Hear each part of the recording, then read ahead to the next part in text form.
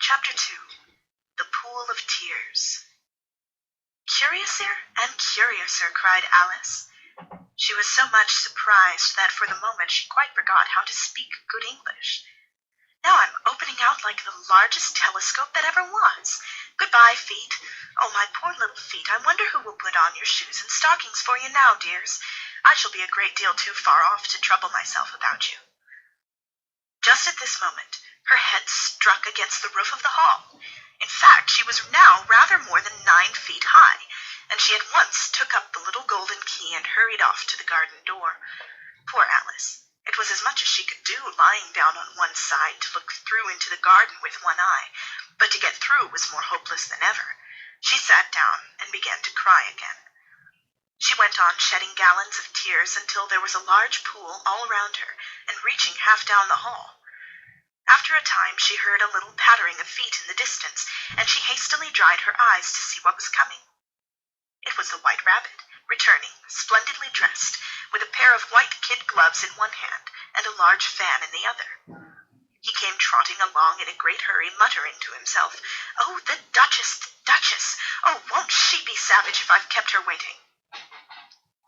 When the rabbit came near her, Alice began, in a low, timid voice, "If you please, sir." The rabbit started violently, dropped the white kid gloves and the fan, and scurried away into the darkness as hard as he could go. Alice took up the fan and gloves, and she kept fanning herself all the time she went on talking.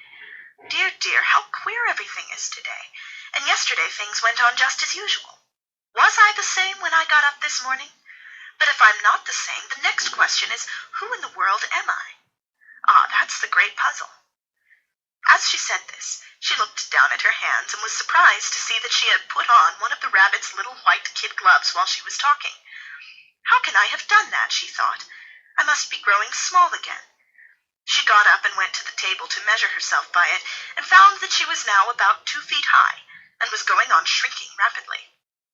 She soon found out that the cause of this was the fan she was holding, and she dropped it hastily just in time to save herself from shrinking away altogether.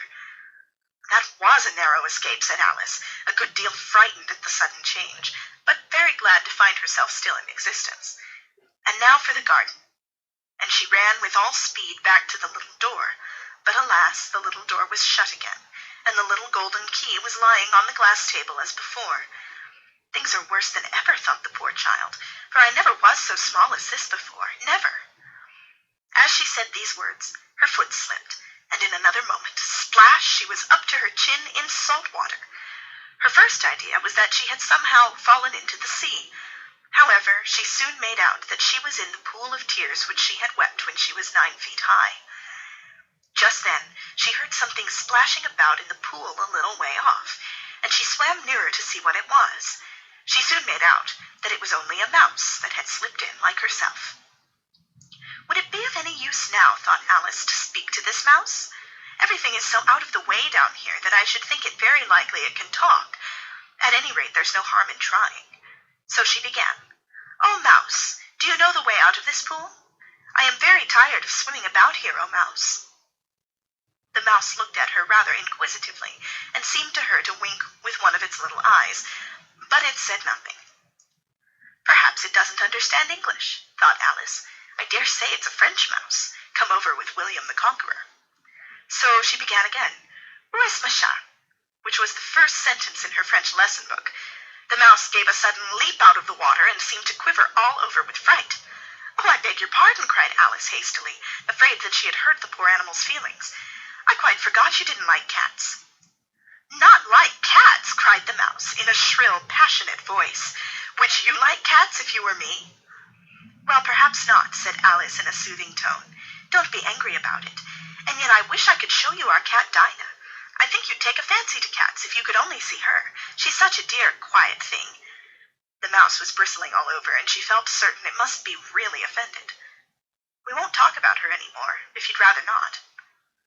"We, indeed!" cried the mouse, who was trembling down to the end of its tail.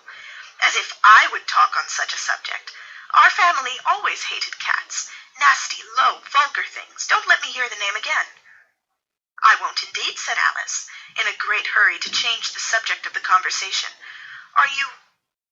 Are Are you fond of dogs? There is such a nice little dog near our house. I should like to show you. It kills all the rats and—" "Oh, dear," cried Alice in a sorrowful tone. "I'm afraid I've offended it again."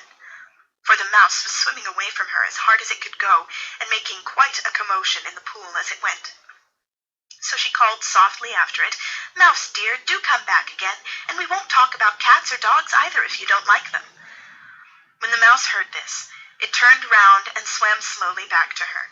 Its face was quite pale, and it said in a low, trembling voice, "Let us get to the shore, and then I'll tell you my history, and you'll understand why it is I hate cats and dogs." It was high time to go, for the pool was getting quite crowded with the birds and animals that had fallen into it. There were a duck and a dodo, a lory and an eaglet, and several other curious creatures. Alice led the way, and the whole party swam to shore.